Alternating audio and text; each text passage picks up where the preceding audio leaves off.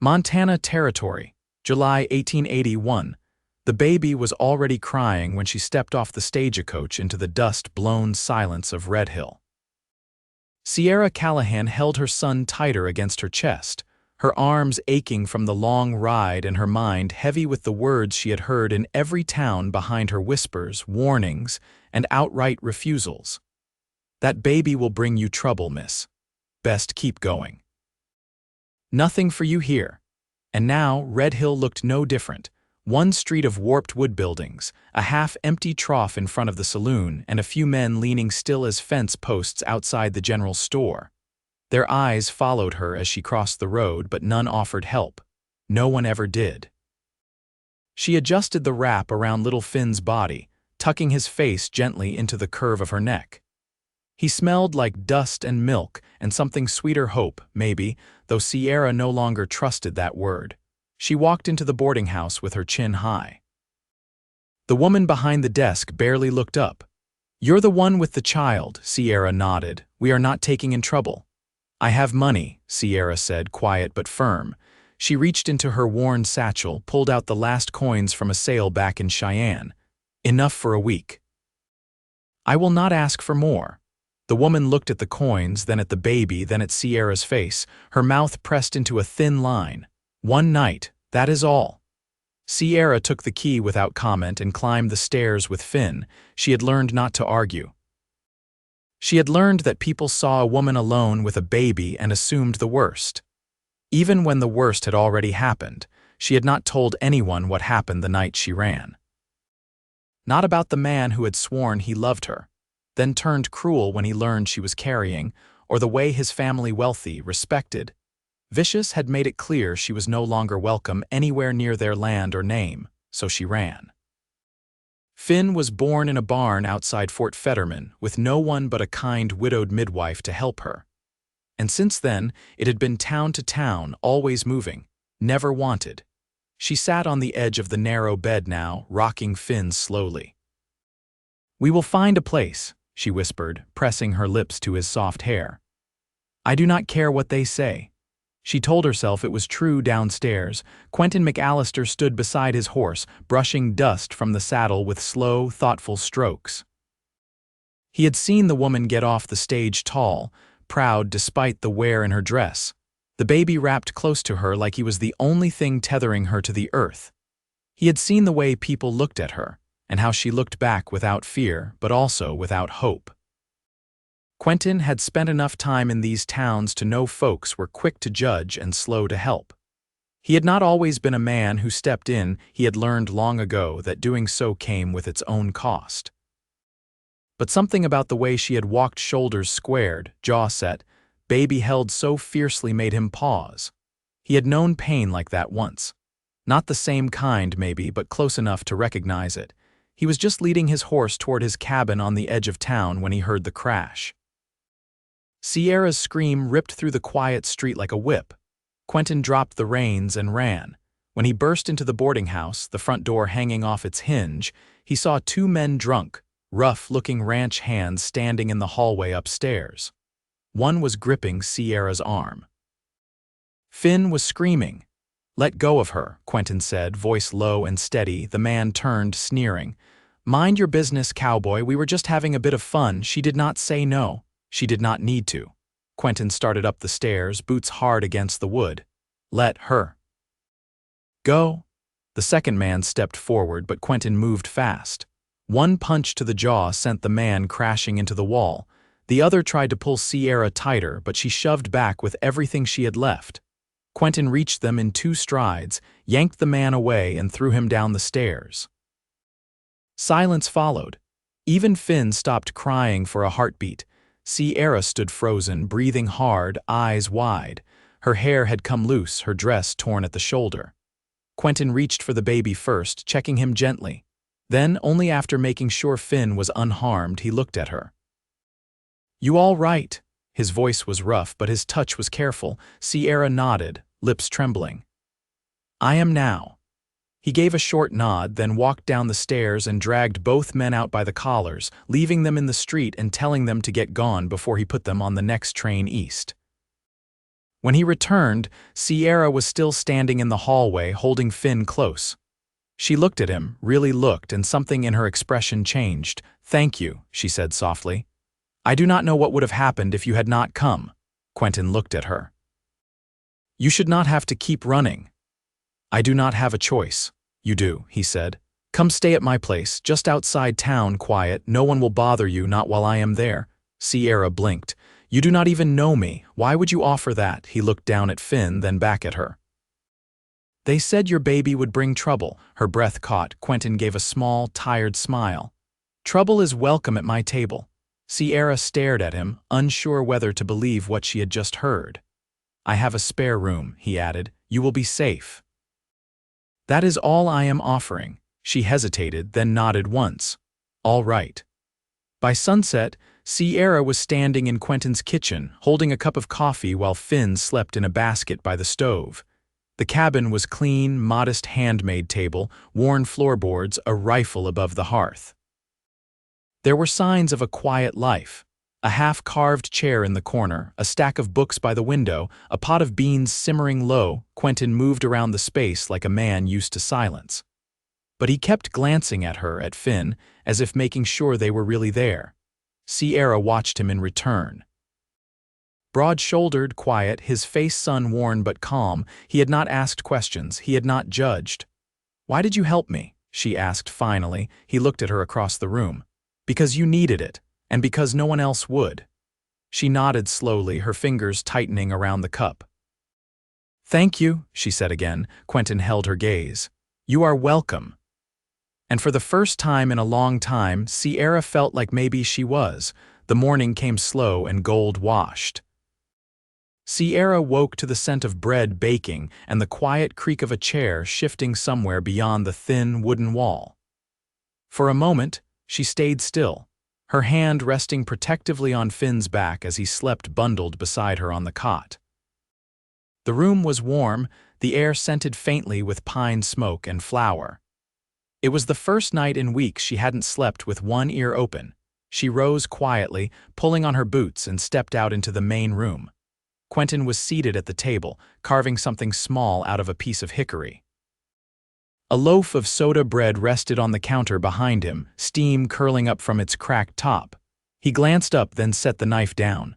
"There's coffee on the stove," he said. Sierra poured herself a cup, cautious not to spill any. "I didn't expect breakfast." "You're under my roof," he said simply. "I make sure everyone eats." She sat opposite him, her fingers wrapped around the tin cup. "You live alone out here," he nodded, picking up his carving again. "About 3 years now. Built the cabin the winter I left cattle driving."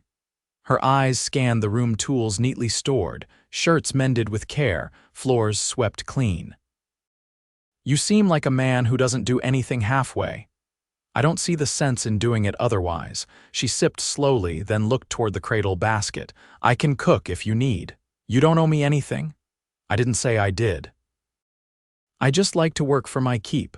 He studied her for a breath. "All right, if you're set on it, I could use help in the garden. There's squash needing harvest and beans to string." She nodded once.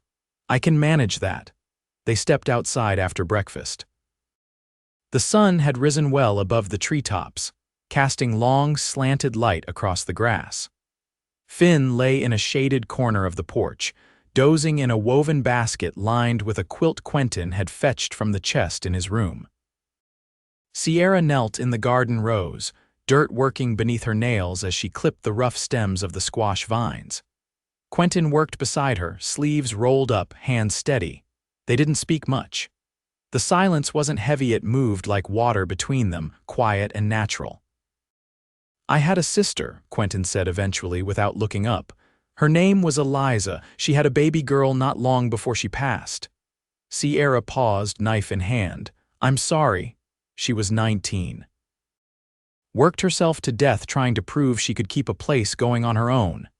He set a basket down beside her, full of beans. Folks didn't help her either, said she should have known better than to get herself in trouble. Sierra laid the knife aside. "It's easier for people to point than it is to reach," he nodded, eyes on the plants.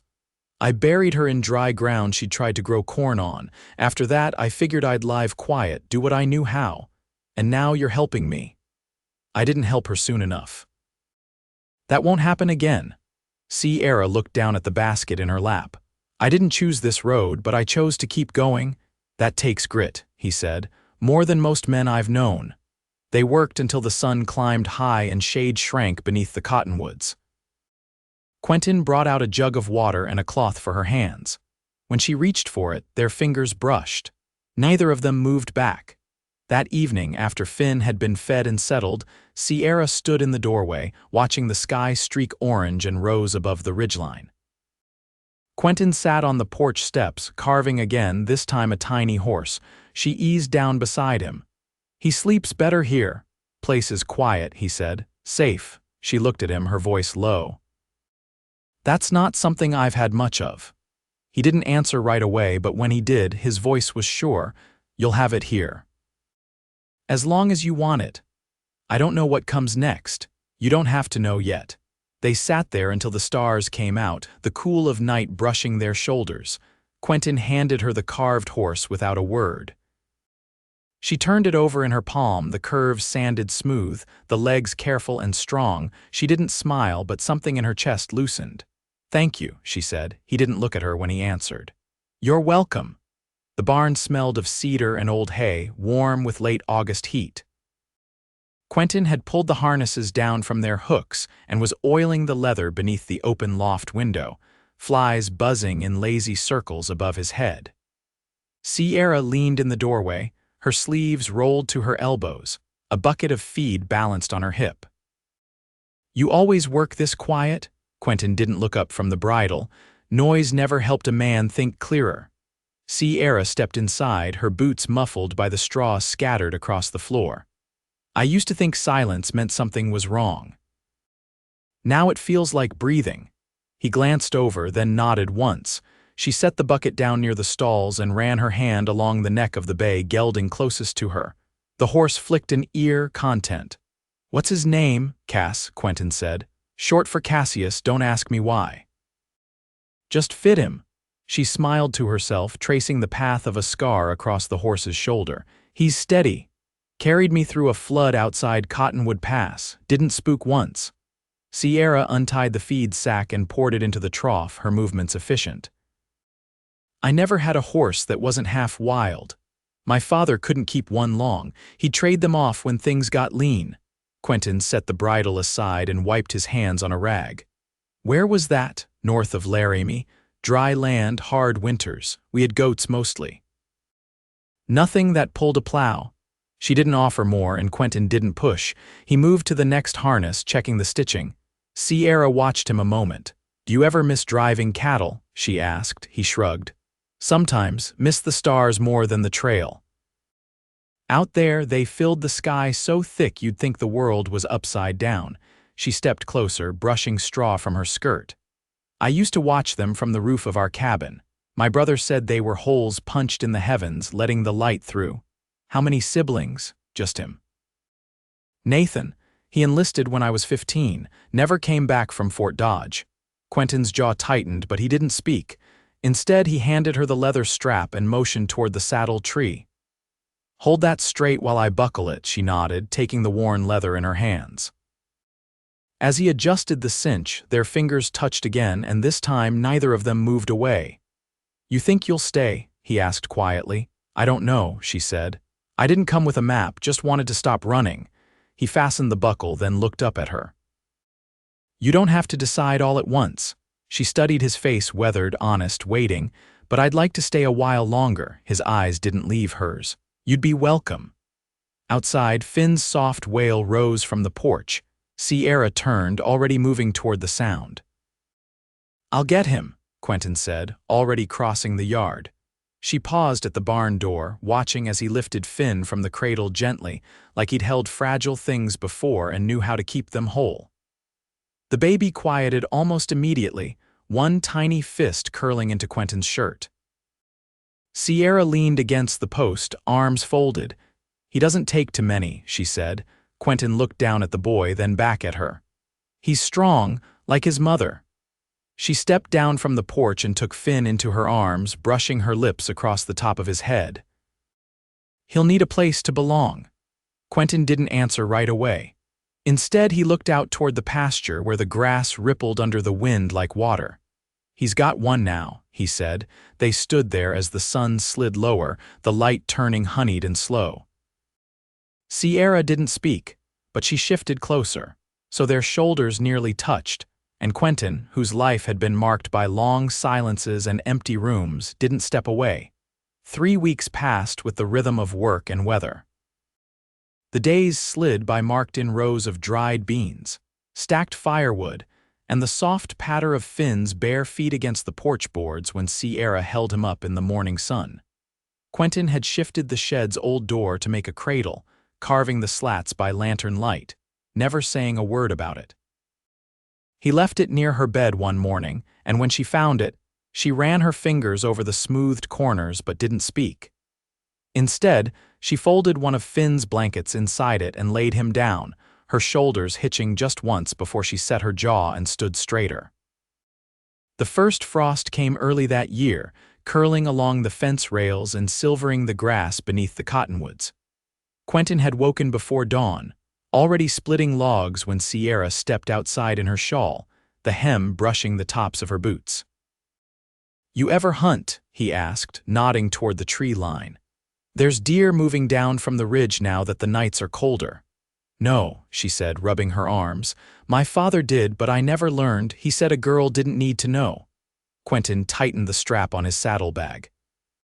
"You want to?" She hesitated. "I don't think I'd be much good." "You don't need to be good. Just willing." They rode out just after sunrise, Quentin leading down a narrow trail that wound through the pines. Sierra followed behind, her borrowed rifle across her lap, her eyes scanning the brush like he'd taught her the day before. The horses moved quiet, picking their way through the undergrowth. When they came upon the buck, it was standing still beneath a stand of quaking aspen, its hide dappled with shadow and light. Quentin held up a hand, and Sierra stopped beside him, breath sharp in her throat. He leaned close, voice low. "You've got the shot. Steady your elbow." Sierra raised the rifle, her hands trembling. She exhaled once, then pulled the trigger. The shot rang out, echoing across the ridge. The buck dropped clean. They dressed it together, hands red and cold. Quentin showed her how to cut along the muscle, how to pack the meat into cloth sacks. Sierra didn't flinch, though her face went pale. "First kill's never easy," he said, tying the sack tight. "It shouldn't be," she answered. They rode back in silence, the weight of the deer between them and something heavier unspoken but understood. That evening, Quentin built a smoke rack behind the shed, and Sierra helped salt the meat. Her fingers were stiff with cold, but she didn't complain. When they finished, she leaned against the doorframe and watched him coil the rope. "You ever think about leaving here?" she asked. "Used to," he said, not looking up. "Then I figured peace is just a place you stop running." She crossed her arms. "I don't think I've ever stopped." "You will." Sierra looked toward the hills, the sky gone deep blue behind the trees. "The woman who helped me give birth, she had a place outside Fort Fetterman. Her husband was killed in '68. She stayed anyway. Said roots don't always grow where you plant them, but if they take, you don't pull them up." Quentin nodded slowly. "Sounds like a woman who knew things. She gave me a coat and enough bread to get moving again, never asked where I came from." He didn't speak for a long moment. Then, "You ever think about what you'd do if you stopped running for good?" Sierra looked at him, eyes steady. "I think I'd raise my son in a house that didn't feel borrowed. I think I'd wake up knowing I wasn't in someone else's way." Quentin stepped closer, wiping his hands on a cloth.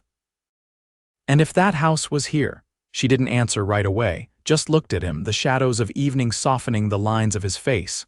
"I'd stay," she said, her voice quiet, "but only if I was wanted." He met her eyes. "You are." She stood still, the air between them charged and still.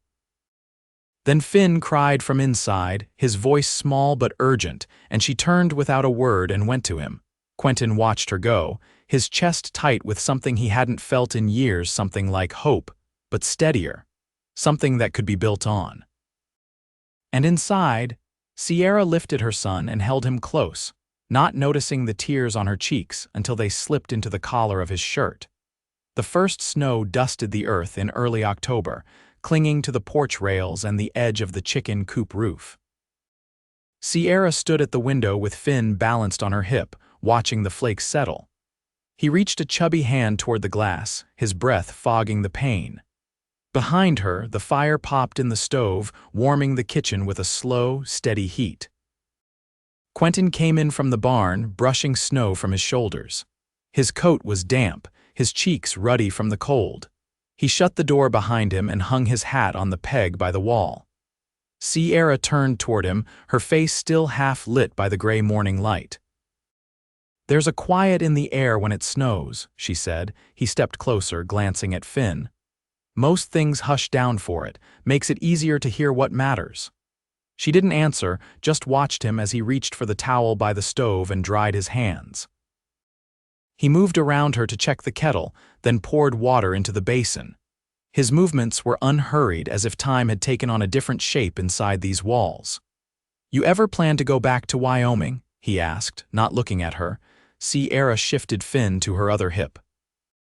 "There's no one left there who'd know me, and even if there were, I'm not the girl who left," he nodded, still focused on the basin. "I figured, just wanted to hear you say it." She studied the line of his shoulders, the way he moved with quiet purpose. "You planning to ask me to stay?" "I was waiting until you didn't need to be asked." She stepped toward him then, slowly, until they stood shoulder to shoulder in the small kitchen. She set Finn down in the quilted basket beside the stove, then turned back to Quentin, her hands folding in front of her. "I don't know exactly how to build what comes next," she said. "But I want to build it here." When he looked up at her, his eyes were steady, not rushed, as if he'd been waiting for those words without expecting them. "I've already started," he said. "You just didn't see it." She laughed softly, her voice low. "I see it now." That night, after Finn was laid down and the fire banked low, Quentin led Sierra out behind the cabin beneath a sky thick with stars. The snow had stopped and the moon cast silver light across the trees. He took her hand, fingers warm in the cold. "I carved something for you," he said. "Wasn't sure when I'd give it." She looked down as he pressed a small wooden ring into her palm. It was smooth, the grain soft and dark, the shape imperfect but made with care. "I didn't have gold," he said, "but I have this cabin, this land." "My name." She closed her fingers around the ring, her eyes never leaving his. "That's more than I ever thought I'd be given." He pulled her close then, his arms folding around her like the wind couldn't touch them. She leaned into him, her head against his chest, and the quiet held them there until her breath matched his. They wed 3 weeks later, under a sky pale with winter light. The preacher rode in from 3 Pines on his mule, and neighbors gathered in the yard with quilts and cider. Sierra wore a wool dress dyed dark blue, her hair braided and wound with a bit of ribbon Quentin had traded for in town. Finn sat in her arms, blinking at the cold, his cheeks red as apples. After the vows, Quentin kissed her with both hands cupping her face, as if memorizing every part of it. She smiled into the kiss, and when they pulled apart, the crowd clapped, boots thudding against the frozen earth. They spent the rest of the day in the cabin with the doors open wide, laughter and music spilling into the trees. Sierra danced once, barefoot across the floor, Quentin's hand in hers, Finn asleep in the crook of the rocker by the hearth. That evening, when the guests had gone and the fire burned low, Sierra leaned against the wall, watching her husband tend the coals. She crossed the room to him slowly, then wrapped her arms around his waist from behind. "I never thought peace would feel like this," she said. "What's it feel like?" he asked, his voice quiet. "Like knowing I don't have to run again. Like knowing someone will hold the storm with me when it comes." He turned in her arms and kissed her brow. "It'll come, but I'll be here." Years passed and the cabin grew. Quentin built a second room and added a loft above the kitchen. Finn grew strong, sure-footed, and curious, trailing Quentin through the fields and learning to whittle by age 6. He called Quentin Pa without being told to, and Quentin never corrected him. Sierra planted a garden that bloomed wider each spring, and she taught Finn his letters by the fire in the evenings. She wrote once to the midwife near Fort Fetterman, sending thanks and a picture of their family drawn in careful pencil lines by her own hand. They grew older, but not apart. They laughed often, worked side by side, and weathered dry seasons and poor harvests with the quiet strength that had first drawn them together. And every night before they turned in, Quentin would slide the carved ring from her finger, oil it gently with a cloth, then slip it back on. Not out of habit, but reverence, because some things aren't built fast. Some things are carved slow, layer by layer, season by season, until what's left is strong enough to last a lifetime, and theirs did.